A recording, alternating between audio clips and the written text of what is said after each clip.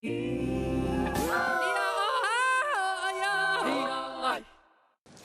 help has arrived in this mud-covered town in Hualien. With the sun coming out, more recovery and rescue efforts could soon speed up. The U.S. government hits the brakes on the world's largest bicycle maker, accusing the Taiwanese company of forced labor. Some progress made, but Taiwan still has more work to do to protect LGBTQ+ students. 意思就是言语变少一点，但其实骚扰、攻击，甚至肢体性的，或是网络排挤我、社交霸凌这些东西变动。Plus, melon maniacs meet the fruit workers who crisscross Taiwan searching for the most delicious watermelons all year round.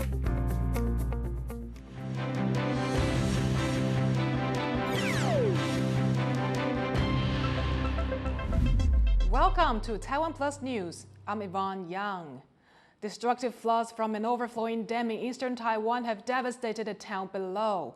Exhausted residents are now receiving support from across the country, even after Typhoon Ragasa has already passed. Irene Ling reports. Fresh aid at this church in eastern Taiwan, now a temporary home to hundreds of residents affected by devastating flooding in Guangfu township in Hualien. There's enough food and water to last a few days, but some evacuees say they feel helpless about the state of their flooded homes.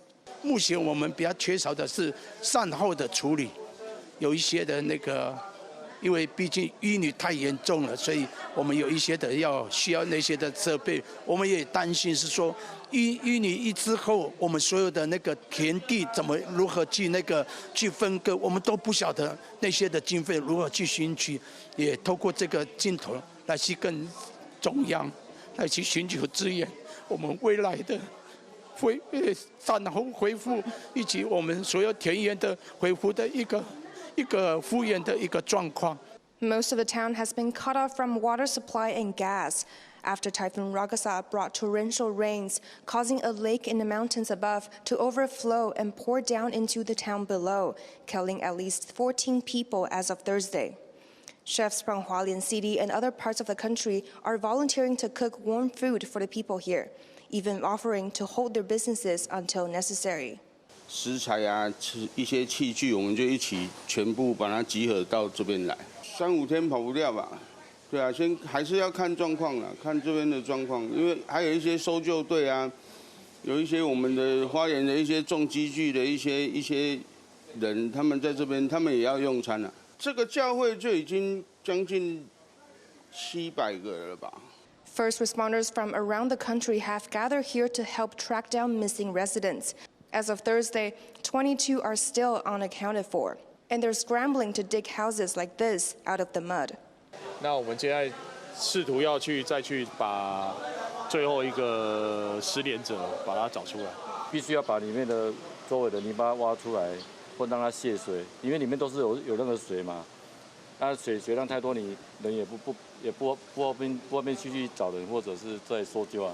Meanwhile, President Xi Jinping and Defense Minister Wellington Koo have come to oversee recovery progress at the local water purification plant, which was also damaged by the overflowing river, as well as checking up on the soldiers stationed here to help with the cleanup. Rescue and recovery operations are still underway in Guangfu. As emergency teams and volunteers arrive, they work to bring hope to the community. Fu Huahong, Heng Xu, and Irene Lin in Hualien for TaiwanPlus. The Taipei District Court has handed down heavy sentences for 4 former staffers of the ruling Democratic Progressive Party for spying for China. The 4 include a former consultant in President Xi Jinping's office and a former aide to National Security Council head Joseph Wu when he was foreign minister. Prosecutors say they took money from Beijing in exchange for sensitive information while serving at the heart of government. The 4 received prison sentences ranging from 4 to 10 years. They're still able to appeal. Taiwan has decided not to go ahead with chip export controls aimed at South Africa, at least for now. The government announced Tuesday it would start requiring the approval for exports of 47 items, including chips. That comes after South Africa downgraded and renamed Taiwan's 2 representative offices in the country earlier this year, as it moves closer to China. It has also been pressuring Taipei to move its office from the capital Pretoria to Johannesburg. Taiwan's foreign ministry says South Africa is now willing to talk, so the chip restrictions have been paused. Taiwan is slapping steep anti-dumping duties on beer and steel products imported from China.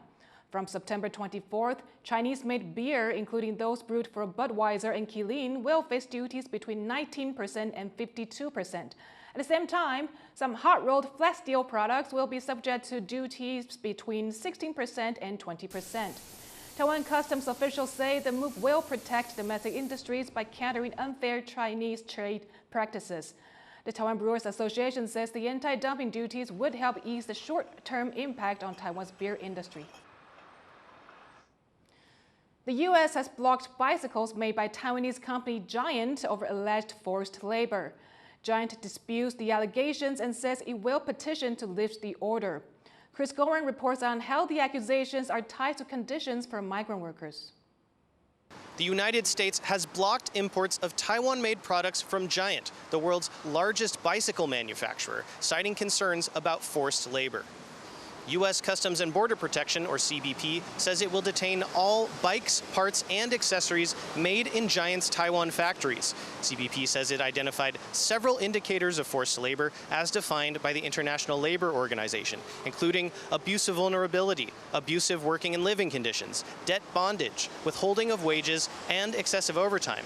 And they say that Giant profited by imposing such abuse, resulting in goods produced below market value and undercutting American businesses.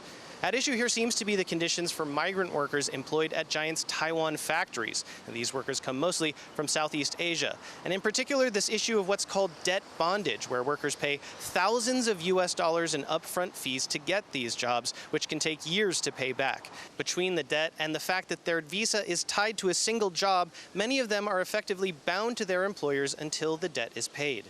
In response to the order, Giant says it's committed to upholding human rights and labor protections, and it has taken actions, including implementing a zero recruitment fee policy, under which all recruitment agency and government-related fees for newly hired migrant workers will be paid by the company. And last year, they say they completed upgrades to employee housing. In a further statement to TaiwanPlus, Giant says the CBP has never conducted any on-site investigation at its Taiwan facilities, and the company has never been contacted by CBP for interviews or inquiries, and that it was surprised by the order. Taiwan's economy ministry also responded, saying they intended to help the company restore its reputation and help resolve the forced labor issues it may be involved in. Now, on the U.S. side, I spoke to an American trade lawyer earlier today who told me that it's quite common that in these forced labor findings, the evidence is not made public, and that it's really on the companies themselves to demonstrate what they've done to improve. If you look at CBP's guidelines and how they want companies to respond, they basically want companies to go do the legwork of investigating their own sort of labor situation and then prove up to CBP and say, look, we've looked at everything. We have had outside auditors, third-party auditors, unannounced site visits, all the whole 9 yards. While these orders have been placed against individual Taiwanese boats before, this is currently the only order against a Taiwanese company. But with the ongoing trade tensions and trade talks between the U.S. and Taiwan, many here may be wondering if it will be the last. Devin Tsai and Chris Gorin in Taipei for TaiwanPlus. Since August, the Trump administration has hinted at a 100% tariff on semiconductor imports with exemptions for the firms that invest in the United States. But key details remain unclear. In our news show, DC Insiders, Sarah Stewart, CEO of the Silverado Policy Accelerator, explains what this could mean for Taiwan and the world. Trump has said that numerous times that tariffs on semiconductors are coming, and it's going to be a 100% tariff on all semiconductors. But those who invest in the U.S. will be exempt. What more have you heard other than these two things? What is the potential roadmap for the rollout of this tariff? In August, President Trump had announced this 100% tariff. We've not seen any tariff announcement since that point that would provide a little bit more detail. And I think that the reason why is that the president is looking to get this right. and working with companies, both U.S. Semiconductor companies as well as foreign semiconductor companies, to think about what does a real semiconductor plan look like. And what does it US? look like? I mean, really, because it's so complicated. And from your conversation in particular with commerce officials and maybe industry people, what's it gonna look like possibly? Yeah, so I think that there's going to be two big components to watch for. One is, what does the investment piece of this look like? So that's foreign investment? That's foreign investment or U.S. company investment. I think the administration is really looking for hard commitments from the private sector of what are they going to do to increase fabrication capacity in the U.S. because it has fallen over time into many countries, but in the mature, or what we call at Silverado, foundational nodes, China has taken on such a leadership role that it is projected in the next few years to have so much production capacity in those foundational nodes, that's 28 nanometers and above, that it will be twice as large as even Taiwan. So, we have to think about where are we going to get the investments, and then what is the tariff regime going to look like? Here, I think what we're going to see is this is going to take the form of a component tariff. And what does that even mean? Yeah, what does that mean? So this is new parlance in DC that everybody's talking about. Yeah. Traditionally, a tariff goes on the item as it's imported into the United States. Like a complete item. Like a chip or a wafer. Okay. So we import about $2 billion worth of chips in their sort of raw form, where they're not embedded into something else. A component tariff would actually put a tariff on the value of a chip that is produced in China or maybe in another foreign country, while it's coming into the United States embedded in another product, so in a phone or in a car, for example. So this is... But that's really hard to trace down and calculate, right? This is, we don't have a system in place right now where we are requiring not even the U.S. government as a procurer, let alone the private sector importers, to know exactly where all of the chips are that are inside of the downstream product that they are bringing in. So this would require a lot of different details to be flushed out. So I think, as we're thinking about, where this is going, these are the things that I would keep in mind. On the investment side, and then on the tariff side, we have to be looking at what is a component tariff regime going to look like? How much of the downstream market that includes chips will be covered by this? Because that's going to dictate what the economic impact will be. But is your sense that, Commerce Department, I assume, is taking the lead on this, is consulting or speaking to the private sector? Yeah, and I absolutely think that that's happening. I think that companies are having conversations at the highest levels of government.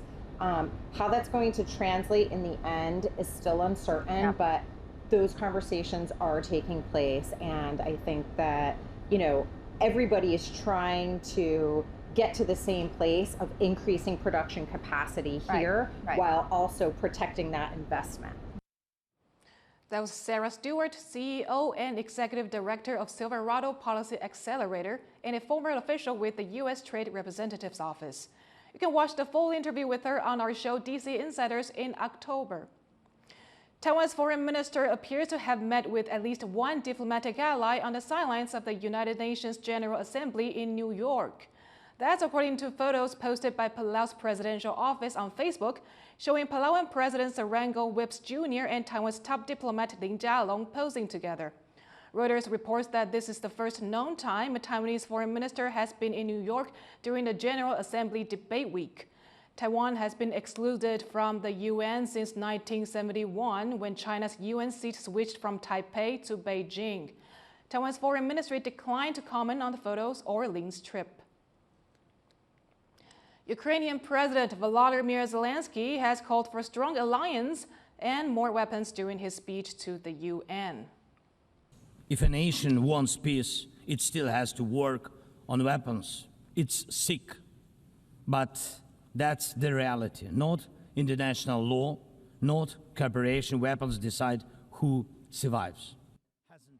Zelenskyy went on to praise U.S. President Donald Trump while attacking Russia's widespread use of drones to target Ukrainian civilians.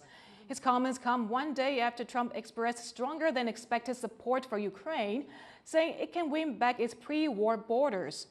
Prior to this week, the U.S. leader had repeatedly said Kyiv would need to cede territory to Moscow as part of any peace deal.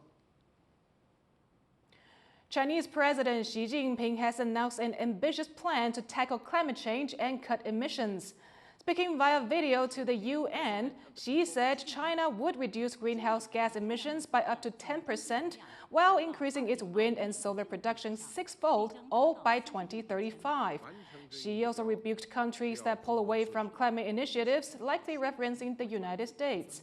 In an address to the UN 2 days earlier, U.S. President Donald Trump called climate change a con job and criticized the EU and China for embracing clean energy.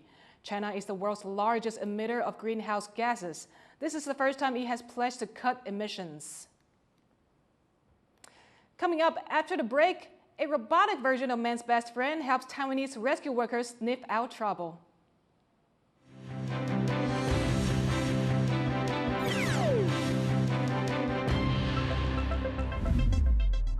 Thank you for sharing our passion for food and Taiwan.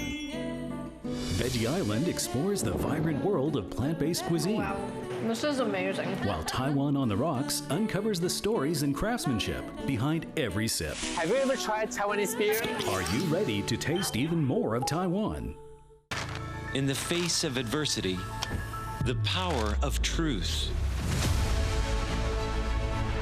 A roadmap for a just and open world, charted by the freest country in Asia. Taipei for TaiwanPlus. TaiwanPlus News, a voice of freedom in Asia.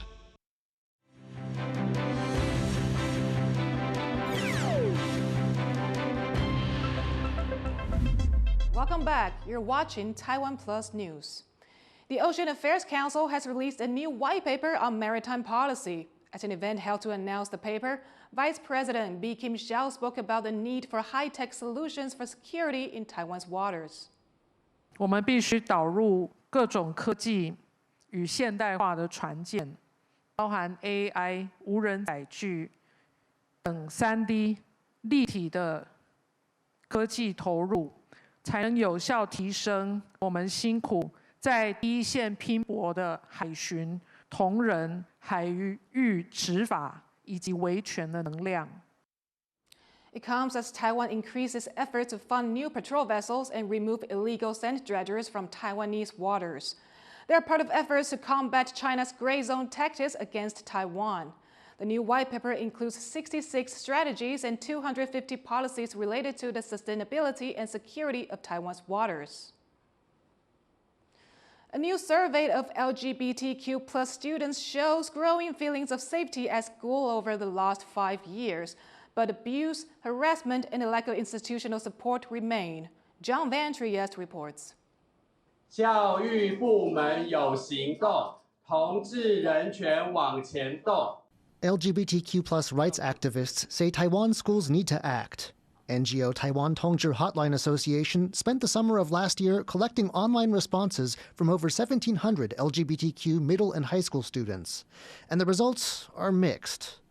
There are areas of improvement since the last survey in 2020. Students who feel unsafe at school because of their sexual orientation is down from 36 to 26%.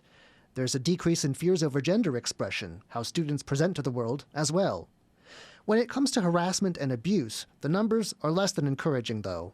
骚扰攻击那些部分有一个比较有显著进展，可能是偏见言论的比例有比较低，跟上次相比。但是骚扰、攻击、霸凌这些数据都没有变，意思就是言语变少一点，但其实骚扰、攻击甚至肢体性的，或是网络排挤我、社交霸凌这些东西没有变动。 At just under 58%, a majority have been verbally harassed. 20% have been physically harassed. And a little over 3% have even been physically assaulted. Transgender students face the most fear. Only around 8% have access to all-gender toilets, and fears about safety in school are high. 43% of transgender students feel unsafe because of their gender expression. That's compared to just 16% of their L, G, and B peers. Hostile remarks about LGBTQ+ people from teachers and online bullying persist too, dragging down students' feelings of belonging and promoting absenteeism. The survey also asked about support from schools, from clubs and events to supportive policies, and even just openness about discussing LGBTQ+ issues. Here, too, the results show limited change over the past 5 years. 有1/3的学生，他从来没有在课堂中被教导过有关同志议题的相关内容。那这个现象反映出我们基层教育的现场。那除了性别友善的师资不足、教材不足、资源不足之外，甚至老师本身可能性别平等的意识有待加强。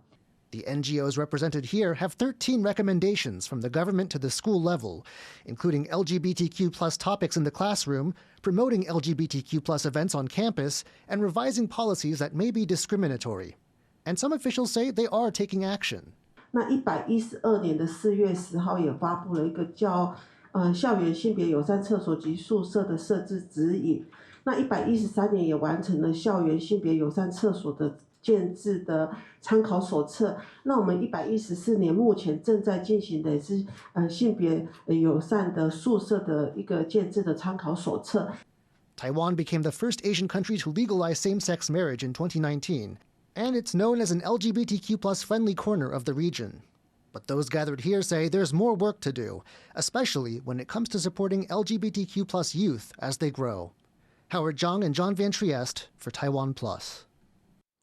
Taiwan has unveiled its very first robot dog to prevent and respond to chemical accidents. Bought from the United States, the robot can enter high-risk zones in place of humans. It can check for hazardous chemicals in complex environments and transmit images and data in real time back to its handlers to reduce human exposure. The robot's introduction marks an important step in protecting the country's first responders. 我们的技术小组，即便要在热区去做甄检，穿着 A 护防护衣，带着氧气瓶，其实它能够在里面坚持的时间大概就30分钟，就要再撤退出来，所以要换另外一批人进去，而且下一秒钟会发生什么事情也并不清楚，所以我们才要利用这样的，尤其是机器犬，它可以比较长时间的在那里做甄检传输这个数据，让我们做最好的一个后面的一个救灾的行动。 The government hopes to make Taiwan a center for toxic chemical response technology and training in East Asia and to develop its own robot detection dog. Taiwan is blessed with a year-round supply of fresh watermelon. The fruit is always growing somewhere, just never in the same place for long. And so, quality inspectors and their field workers roam the country in a seasonal pattern, a nomadic way of life that few people outside of farming circles ever hear about. John Van Trieste is back with this report. Wang Jingyi's life revolves around watermelons. For years, he spent most of his days wandering Taiwan's watermelon fields, using his deep experience with color, pattern, and even sound to judge which melons are ripe. Each one that's ready gets a stamp and a click on his handheld counter. It's hard, repetitive work. He judges this field he's in today can produce well over 10,000 watermelons, each one in need of checking. And while it might not look it, this is also highly specialized work.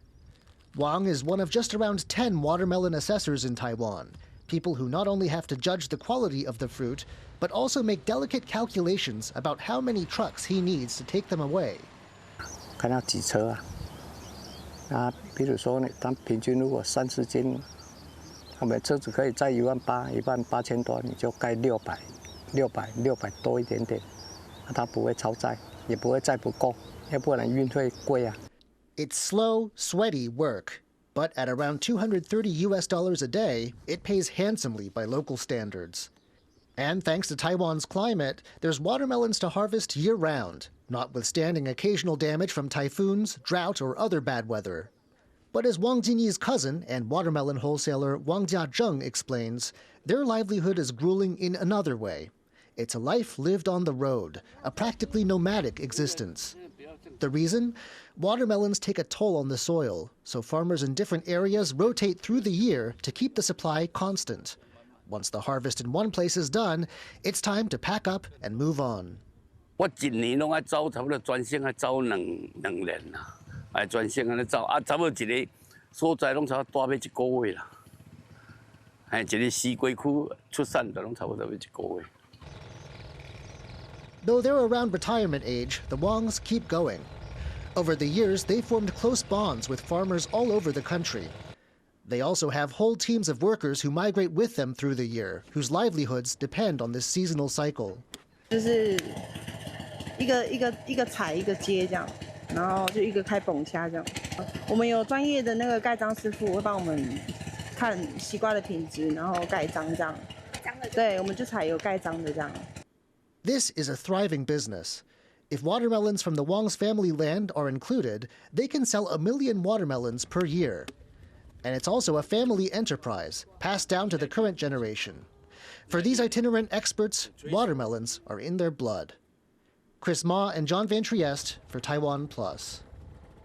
After dominating Hong Kong, Taiwan will advance to the second round of the Asian Baseball Championship in China. The national team remains undefeated after an 11-0 shutout against Hong Kong, sealing the win early in the 7th inning by mercy rule on Wednesday. The team now sits at the top of the preliminary standings and will take on Japan on Friday night. Thank you for watching TaiwanPlus News. You can visit the TaiwanPlus website or follow our social media for more of our stories. Finally, let's take a look at the people getting ready to greet guests at this year's National Day celebration. I'm Yvonne Yang. Take care, and I'll see you next time.